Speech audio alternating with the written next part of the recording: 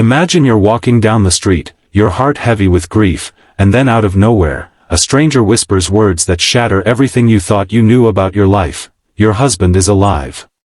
Would you believe her? Or would you brush it off as the ramblings of a broken soul?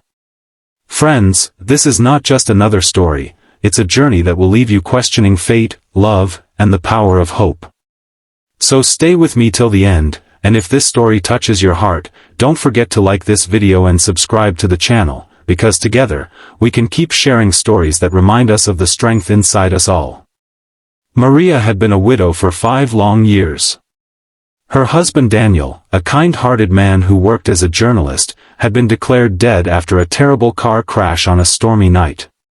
The wreckage was found, but his body never recovered. Everyone told her to move on, to accept that he was gone, but Maria's heart never stopped aching. Every night she would clutch his old leather jacket, still faintly carrying his scent, and whisper, "If you're out there, Daniel, just send me a sign." Life had become mechanical: wake up, go to work, come back, sleep. The light in her eyes had faded, but she carried on for her little daughter, Emma. One evening, after another exhausting day, Maria walked home through a darker street to avoid the traffic. On the corner sat a homeless girl no older than 15, her clothes torn, her hair tangled. She looked up at Maria with piercing eyes, the kind that saw beyond the surface.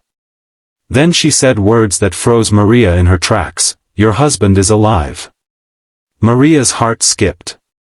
Anger and confusion flared. "What did you just say?" she demanded. The girl repeated calmly, almost as if she had been waiting for her. "He's alive. He's not where you think he is." Maria wanted to dismiss her. How could this girl know anything about her life? But the way she spoke, the certainty in her tone, sent chills down Maria's spine. That night Maria couldn't sleep. The girl's words echoed in her head, battling against reason. By morning, she convinced herself it was nonsense. But then, when she returned to the same street out of curiosity, the girl was there again. She introduced herself as Lily. She claimed she had met Daniel 2 years ago in a small coastal town far away. He didn't remember much at first, Lily explained, but he was alive. He helped me when I was starving. He gave me food, money, and told me his name was Daniel. Maria's knees went weak. Could it be? But Lily was homeless. How could she know the truth? Still, a flicker of hope, so long buried, sparked in Maria's chest. She decided to investigate, even if it meant reopening old wounds. She began questioning her late husband's colleagues, tracing back leads, and eventually found a clue. A report of an unidentified man, badly injured, who had been taken in by a clinic near that coastal town 5 years ago, the very night of the crash. Driven by hope, Maria and her daughter traveled there. The town was small, quiet, the ocean waves crashing against the shore. They searched tirelessly, but each dead end hurt more than the last. Emma, sensing her mother's pain, asked softly, "Mommy, do you really think Daddy is alive?" Maria knelt down, tears filling her eyes. "I don't know, baby. But if there's even the smallest chance, I have to try." On their third day, while walking through the market, Maria froze. There, across the crowd, stood a man with familiar broad shoulders, turning boxes onto a cart. His hair was longer, his beard thick, but when he turned, Maria's world stopped. It was Daniel. Alive. Breathing. Right there.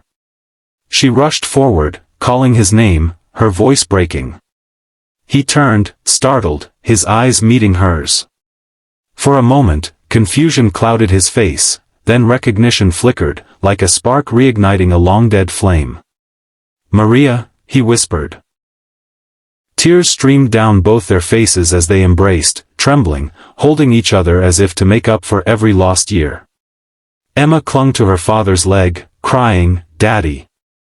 The truth unraveled painfully yet beautifully. The accident had left Daniel with a head injury and partial memory loss. He had wandered, confused, until kind strangers helped him. Slowly he built a life in the small town, never remembering his past until now, when Maria's presence unlocked everything. He fell to his knees, guilt consuming him. I didn't know. I didn't remember, all these years you were alone. Maria silenced him with tears and a trembling smile. What matters is that you're here now. We have a second chance.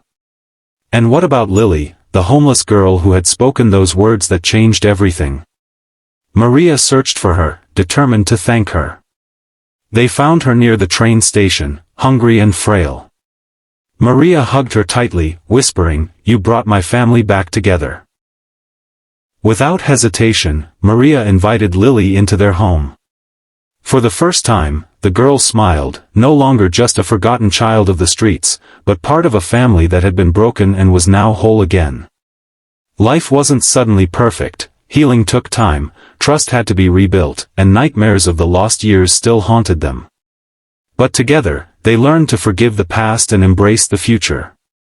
Daniel worked again as a writer. Maria found new purpose helping homeless children through a foundation.